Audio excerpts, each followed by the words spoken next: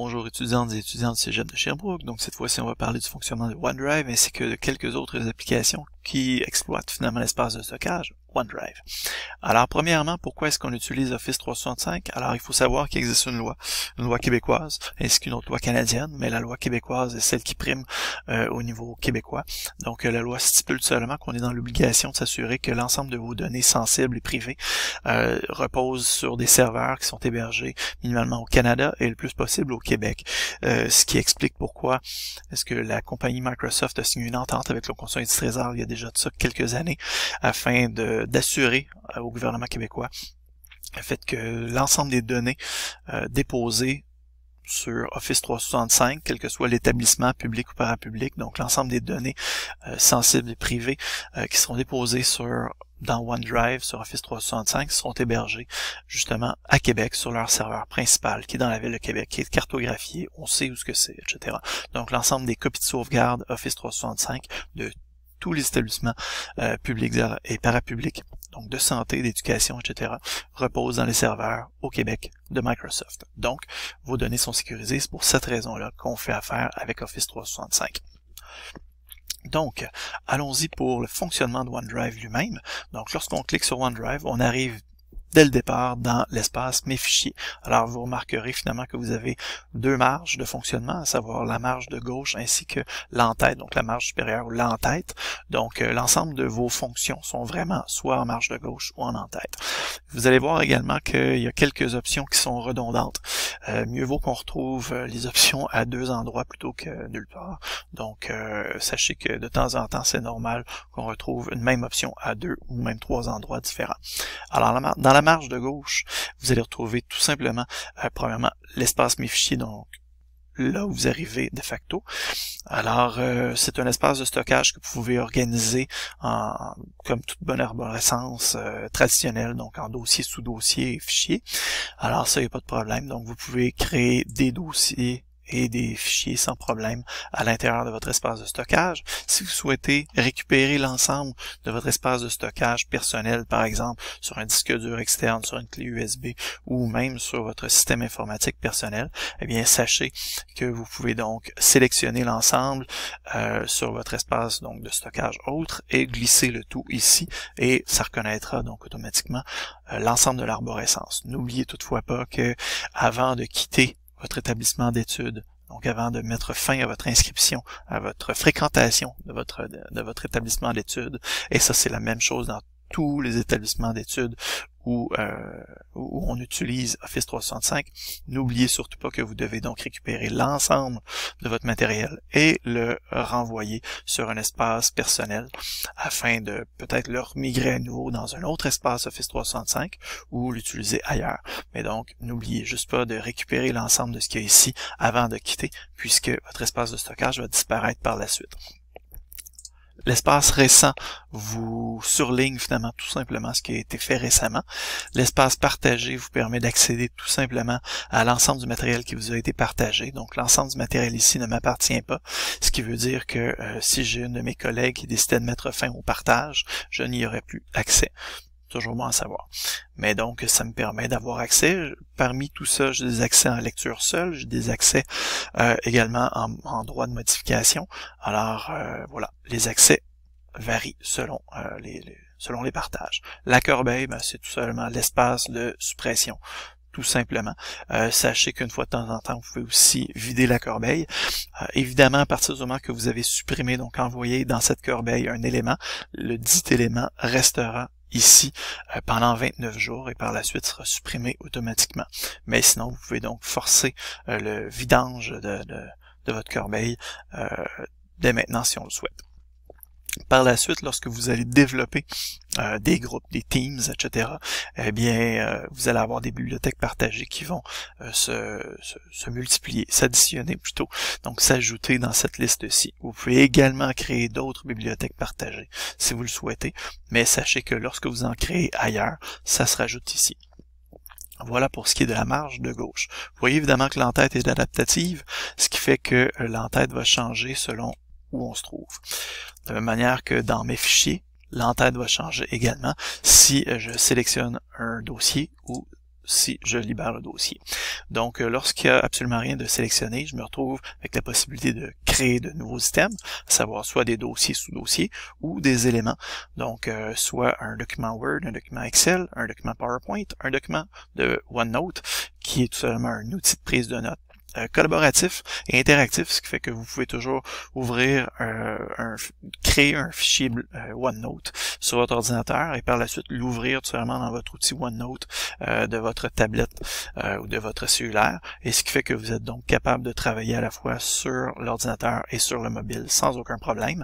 Vous pouvez également créer un OneNote et donc prendre des notes 4, 5, 6 collègues en même temps sans problème sur le même fichier de prise de notes. L'onglet Forms, sachez qu'il y a deux places où on peut créer seulement les Forms, à savoir ici et sur la tuile Forms.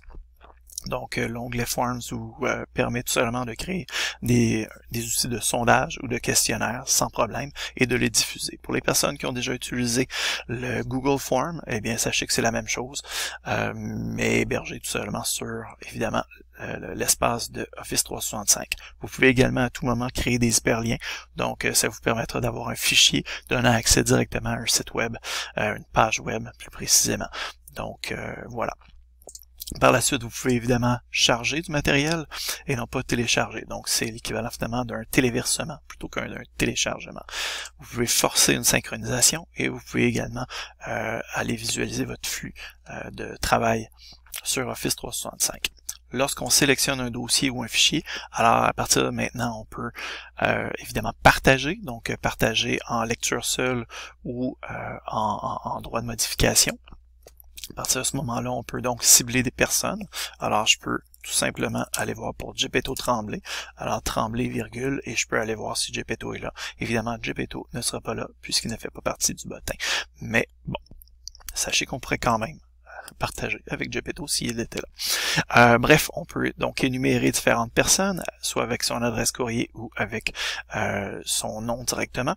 Ou on peut également transformer la boîte de partage en une boîte de copie de lien. Donc voilà, alors à partir de cette boîte-là, je peux donc copier le lien. Et là, très important, on prend le temps de dire toute personne ayant le lien. Je peux laisser un droit de modification ou désactiver le droit de modification. J'applique et là, je peux copier le lien sans problème.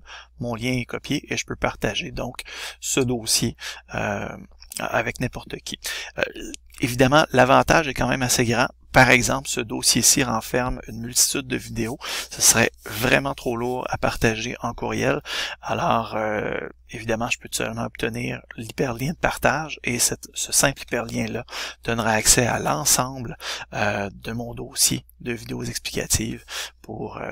évidemment, ici, ça n'aurait pas grand valeur. Là, ce ne sont que des vidéos explicatives décernées à différents enseignants, à différentes enseignantes.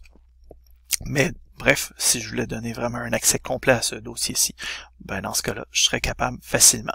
Évidemment, vous remarquerez aussi qu'à partir du moment que le dossier est sélectionné, j'ai 3 petits points qui apparaissent. De la même manière que si je promène mon curseur, ça vient semi-foncé et j'ai accès également à ces 3 mêmes petits points-là.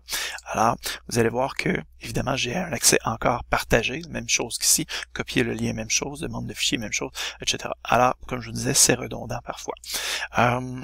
À partir du moment également que je sélectionne, j'ai une demande de fichier. Ici, en fait, c'est plus une belle utilisation pour les enseignantes et enseignants, mais si tout d'un coup, comme étudiante ou étudiant, on peut en avoir besoin, alors sachez que ça vous permet d'avoir un dossier de bascule, donc un dossier de dépôt, et qui permettrait donc à Pierre Jean-Jacques de venir cliquer et avoir accès donc à ce dossier de dépôt. Alors c'est juste comme une fente postale, donc vous n'avez aucun accès pour récupérer ce dans quoi vous avez glissé le matériel, mais ça vous permet donc d'avoir un lieu commun pour déposer du matériel. Alors, c'est ça une demande de fichier. Par la suite, télécharger vous permet de télécharger en un dossier compressé, un dossier zippé, le dossier sélectionné. Ça vous permet également de supprimer, de renommer, de déplacer, de copier ailleurs ou d'avoir accès au flux. Donc, voilà pour ce qui est de l'entête qui s'avère toujours adaptative, évidemment. Alors, grâce à OneDrive, on peut donc travailler dans Word, Excel et PowerPoint qui s'avèrent être des versions légères des versions classiques dites lourdes en logiciel. Donc, généralement, vous avez l'essentiel des mêmes fonctions, mais avec certaines fonctions plus précises qui, elles, ne seront pas disponibles. Lorsque vous voulez travailler avec des fonctions plus précises, par exemple dans Excel ou dans PowerPoint, alors dans ce cas-là, vous devrez basculer vers la version lourde, donc vers la version logicielle.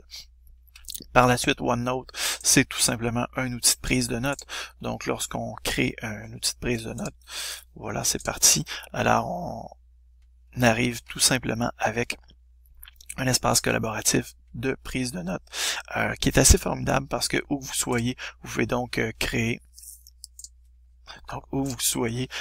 créer des zones de texte sans avoir à aller insérer une zone de texte. Donc voilà, on peut partir des petites annotations n'importe où, de la même manière qu'on peut également copier du matériel, copier un lien, etc.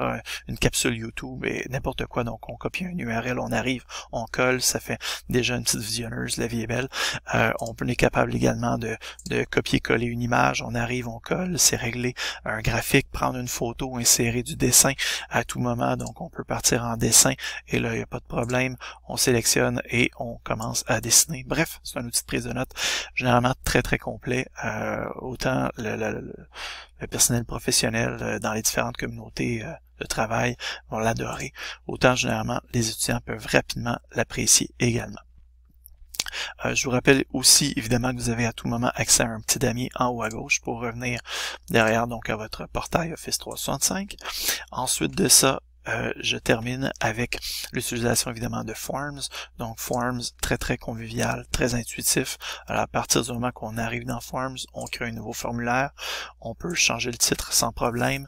On peut créer une autre question. On choisit une question à choix multiple, à texte, évaluation, à date. Et vous avez d'autres choix ici, l'échelle de Likert, un classement, téléversement de fichiers. Attention ici, cette option-ci, vous avez toujours le risque qu'on téléverse évidemment aussi un fichier infecté et des sauts de section ou un Net Promoter Score.